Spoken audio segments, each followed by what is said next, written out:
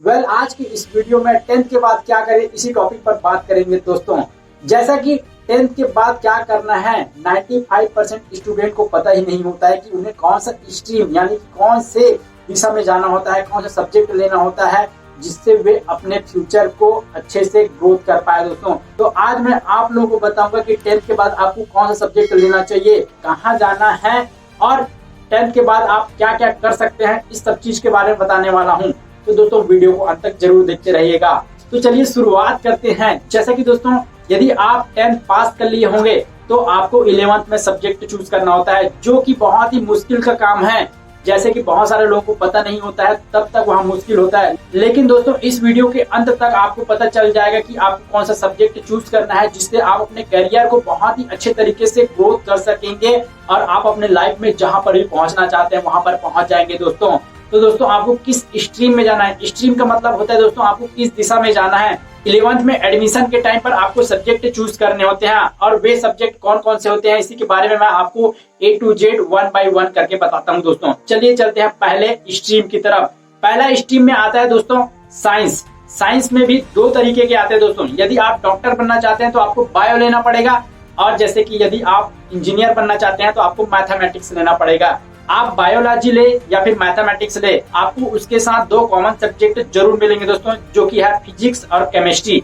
यदि आप मैथमेटिक्स लेते हैं जिसमें आपको गणित पढ़ना होता है, तो उसके साथ आपको फिजिक्स जिसमें आपको गति के बारे में, भौतिक विज्ञान के बारे में, इसके बारे में पढ़ना होता है, वह सब्जेक्ट आपको मिलते हैं दोस्तों। और उसी के साथ आपको केमिस्ट्री मिलता है, और केमिस्ट्री सब्जेक्ट में आपको रसायन, तरल पदार्थ, ठोस पदार्थ, पदार्थों के बारे में आपको बताया जाता है। तो आप बायोलॉजी ले या मैथ्स ले, आपको फिजिक्स केमिस्ट्री कॉमन है दोस्तों, यहाँ आपको पढ़ने ही होते हैं। और हिंदी और इंग्लिश तो सब्जेक्ट रहते ही हैं, यानी कि टोटली 5 सब्जेक्ट होते हैं जिसको आपको कुल मिलाकर आपको 11th में पढ़ने होते हैं दोस्तों, और यही जाके आपको 12th में पढ़ने होते हैं। अब दोस्तों यहाँ पर सब्जेक्ट चूज करते हुए आपको घबराना नहीं है कि मैथमेटिक्स तो बहुत हार्ड होता है या फिर बायोलॉजी बहुत हार्ड होता है, हम पढ़ नहीं सकेंगे। दोस्तों यहाँ बहुत ही अलग कॉन्सेप्ट होता है, और बहुत ही यदि आप पहले से समझ लेते हैं कि कठिन है तो कठिन ही लगेगा दोस्तों, लेकिन आपको समझना नहीं है, यहाँ बहुत ही इजी रहता है। अभी तक आपने जितने भी गणित पढ़े हैं दोस्तों 10th तक, उस गणित से थोड़ा सा हटकर यह गणित होता है दोस्तों। लेकिन 10th तक यदि आपको गणित आता है तब आप यहाँ आराम से ये जो 11th और 12th के गणित होते हैं और आगे के जो भी गणित होते हैं दोस्तों वह आप आराम से पढ़ सकते हैं। वैसे ही बायोलॉजी में होता है। बायोलॉजी में मनुष्य के शरीर के बारे में पढ़ाया जाता है, जीव विज्ञान के बारे में पढ़ाया जाता है, जीव जंतु के शरीर के बारे में पढ़ाया जाता है, पेड़ पौधों के बारे में पढ़ाया जाता है दोस्तों।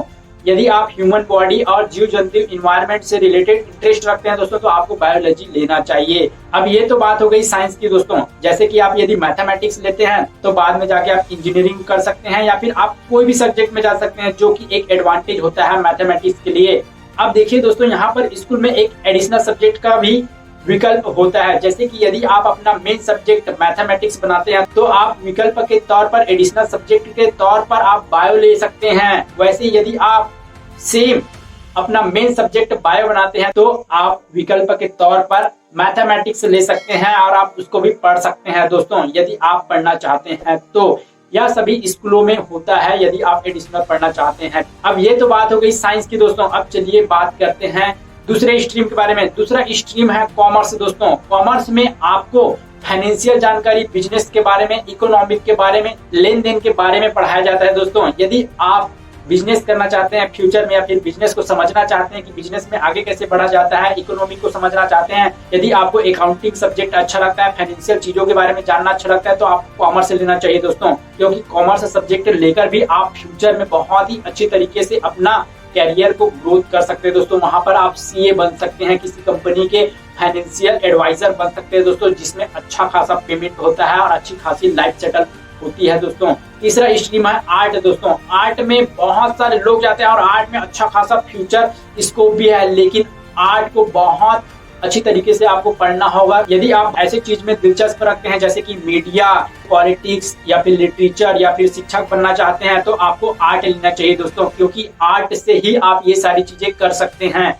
आप मैथ्स से भी कर सकते हैं, बायोलॉजी से भी कर सकते हैं दोस्तों। लेकिन आर्ट एक ऐसा स्ट्रीम होता है जिसमें आपको सामाजिक चीजों के बारे में पता चलता है, आपको पॉलिटिक्स के बारे में पता चलता है, आपको हिस्ट्री के बारे में पता चलता है। तो दोस्तों यदि आप हिस्ट्री या फिर पॉलिटिक्स में इंटरेस्ट रखते हैं, मीडिया जैसे सब्जेक्ट में दिलचस्प रखते हैं, तो आपको आर्ट लेना चाहिए दोस्तों। अब यहाँ पर मैंने आपको 3 स्ट्रीम बता दिए हैं। सबसे पहला स्ट्रीम था, साइंस में 2 रास्ते होते हैं, एक मैथमेटिक्स एक बायोलॉजी, जिसके साथ आपको 2 कॉमन सब्जेक्ट है, केमिस्ट्री और फिजिक्स पढ़ने ही होते हैं। और दूसरा स्ट्रीम है हमारा कॉमर्स। कॉमर्स में आपको फाइनेंशियल एजुकेशन, बिजनेस के बारे में, इकोनॉमिक्स के बारे में पढ़ा जाता है, अकाउंटिंग के बारे में पढ़ा जाता है।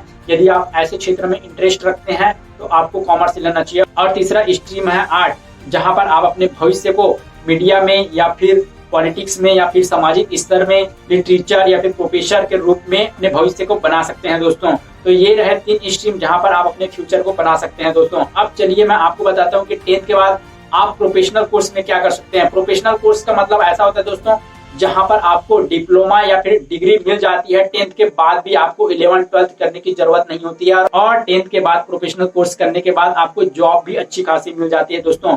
जैसे कि पहला जो आता है दोस्तों, उसमें ITI, आप 10th के बाद ITI कर सकते हैं। ITI में भी बहुत सारे क्षेत्र होते हैं दोस्तों, इलेक्ट्रीशियन, फिटर, मैकेनिक, उसमें आप जा सकते हैं। या 1.5 से 2 साल का कोर्स होता है दोस्तों, जिसे करने के बाद आप रेलवे में नौकरी के लिए जा सकते हैं दोस्तों। और भी बहुत सारे क्षेत्र हैं जहाँ पर आप ITI के थ्रू जा सकते हैं, और यहाँ 10th के बाद होता है। आप 12th के बाद भी कर सकते हैं, लेकिन यहाँ बेसिकली 10th के बाद होता है दोस्तों।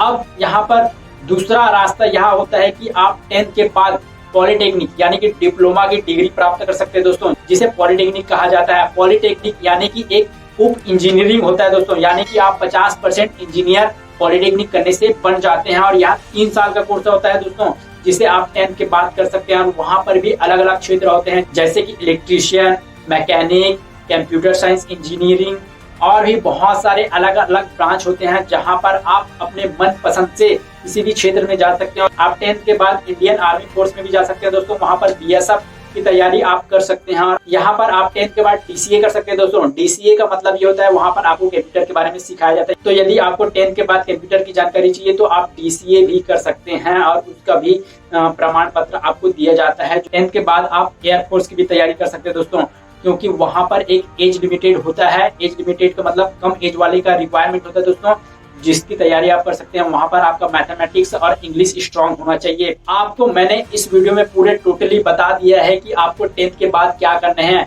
अब आप अपना दिमाग लगाइए दोस्तों, और आपका इंटरेस्ट किस क्षेत्र में है उसी क्षेत्र में जाइए दोस्तों। यदि आपको मैथमेटिक्स अच्छे से आता है तो आप मैथमेटिक्स लीजिए, क्योंकि आप उसे अच्छे से कर सकते हैं। और ऐसा बिल्कुल भी नहीं सोचिएगा कि मैथमेटिक्स बहुत ही कठिन है। मैथमेटिक्स कठिन नहीं है दोस्तों। यदि आप हर दिन अपने आप को 1 घंटा देंगे, अपने रिजल्ट में 70 से 80%, 90% तक भी ला सकते हैं दोस्तों। वैसे ही बायोलॉजी में है, कॉमर्स में है और आर्ट में है दोस्तों। तो आपको हर दिन पढ़ना है। कोई भी चीज कठिन नहीं होता दोस्तों।